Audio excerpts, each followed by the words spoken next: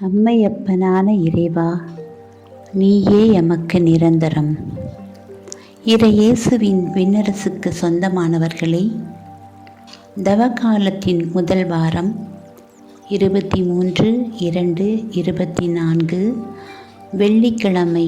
இன்று நாம் தியானிக்க இருக்கின்ற இறை வார்த்தை புனித மத்தேயு எழுதிய நற்செய்தி அதிகாரம் 5, இறை திருவசனங்கள் 20 முதல் 26 முடிய. ஒரு தாய்க்கு எத்தனை பிள்ளைகள் இருந்தாலும் நம் பிள்ளைகள் பிற பிள்ளைகளை விட ஒவ்வொரு நிலையிலும் ஒரு படி மேலே உயர வேண்டும் என்று நினைத்து தொடர்ந்து பாடுபடுவாள். அதற்காக தன்னை கொடுத்து, தன் உழைப்பை கொடுத்து, பணத்தை கொடுத்து, உடைமைகள் அனைத்தையும் கொடுத்து எப்படியாவது அனைவரையும் நன்முறையில் கரை சேர்க்க நினைப்பாள். ஒரு சாதாரண உலகத்தாயே இப்படி நினைப்பாள் என்றால், நம் தாயும் தந்தையுமான இறைமகன் இயேசுவும் நம்மை உள்ளம் கைகளில் வைத்து காத்து வருகிறார். அவர் நம்மை சேர்க்க வேண்டிய கரை விண்ணகம். எனவே பல வழிகளை காட்டுகிறார். கொலை செய்யாதே என்று எச்சரிக்கை விடுகின்றார். கத்தி வைத்து குத்துவது மட்டும் கொலையல்ல, அதற்கு கூட நாம் பயப்படுவோம்.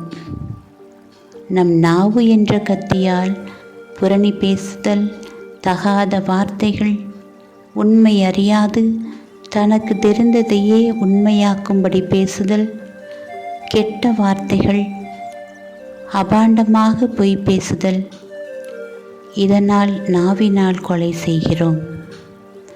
கண்களால் இச்சையான பார்வை, மிரட்டும் பார்வை, கேலி பார்வை, சைகை காட்டுதல் என்று கொலை செய்கிறோம். இவ்வாறு ஒவ்வொரு உறுப்பாலும் நாம் தினமும் கொலை செய்து கொண்டே இருக்கிறோம். பாவத்தின் சம்பளமும் அதிகரித்து கொண்டே போகிறது. எனவே ஐம்புலன்களை அடக்கி ஆள அழைப்பு விடுக்கிறார் நம் இயேசு இத்தவ காலத்தில். சினம் என்னும் சேர்ந்தாரை கொல்லி என்னும் குரலும், சினம் என்ற தீ சினம் கொள்வோரையும் சுற்றி இருப்பவரையும் எரித்துவிடும் என்கிறார் ஆசிரியர். ஆக ஒருவன் தன்னைத்தானே காக்க சினத்தை கைவிட வேண்டும். இன்றைய உயிருள்ள வாசகம் நமது உரிமையையும் மன சுதந்திரத்தையும் பற்றி தெளிவாக காட்டுகிறது. கடவுள் நமக்கு வாழ்வையும் சாவையும், ஆசிரையும் சாபத்தையும் நம்முன் வைத்து நாம் விருப்பமுடன் பயன்படுத்தி கொள்ளும் சுதந்திரத்தையும் தந்துள்ளார். யாருமே சாபத்தையும் சாவையும் விரும்புவதில்லை. ஆசிரையும் வாழ்வையுமே தேர்ந்தெடுக்க விரும்பும் நாம் கடவுளின் கட்டளைப்படி வாழ விரும்புகிறோமா? சிந்தித்து பார்ப்போம். கடவுள் ஒருபோதும் மனிதன் தீமையில் வாழ வேண்டும் என்ற கட்டளையோ, பாவம் செய்யலாம் என்ற அனுமதியோ தரவில்லை.